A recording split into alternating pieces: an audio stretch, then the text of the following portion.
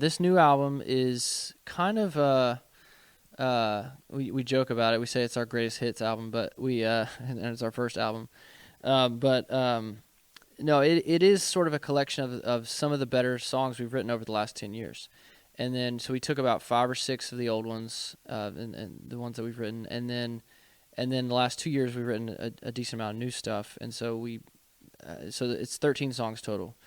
And yeah, I think it's going to be. I think it's a great resource for churches, and I think I'm proud of the songs. I think they're well. Nathan Knuckles produced it. He's an amazing producer. Nathan Knuckles was the producer of all the Passion records, the early on the Passion albums, and so it's a great opportunity to work with him.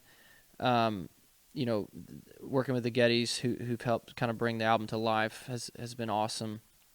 Um, but yeah, I guess I just mainly hope that, I hope folks enjoy listening to this record. I hope, certainly hope that. But I guess more than anything, I hope that these songs can be can feed the church. Can get into the life of the church, and to serve. Maybe there's a couple songs on there that are sort of confessional oriented songs that. And serve to meet the needs of worship in the church. So the name of the album is? His Mercy's More. Yeah. So one of our songs that I guess we wrote it now about 5 years ago. But yeah, it's a song called His Mercy's More. It's inspired from a John Newton letter. And he used that little phrase, our sins are many, His mercy is more. And so we thought we just got to figure out how to set that to music in a memorable way, because it's just so...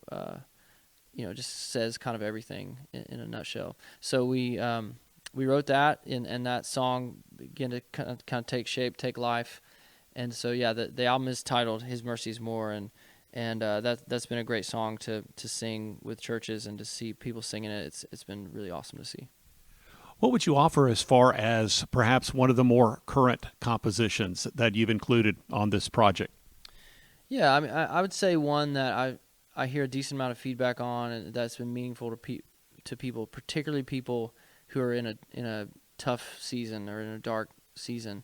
There's a song on there called "Lord, from Sorrows Deep I Call," and it started actually as just a tune. I wrote this tune, and I didn't know what it would be and what it should be. And Matt and I grappled with it for about a year, and we actually wrote like 3 different hymns to this tune, and the third one kind of ended up being what it is now. But it's a song based on Psalm 42.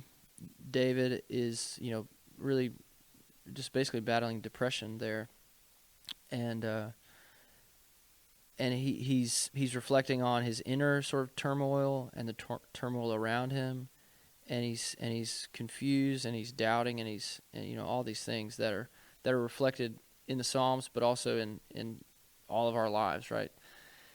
And I think I just want to talk about the song here, and the reason I think it's important is because a lot of our music in church today can reflect the praise of the Psalms, right? And there is praise throughout the Psalms. But a lot of times, right, David's singing the blues. He's saying things aren't going well, and I don't see that as much. I don't and I think it's partially because we don't. That can be awkward, to do in the context of a church service. But I think there's so much value in empathy toward people who are going through difficult times, to sing a song like that, to give language to people, because the danger, I think, is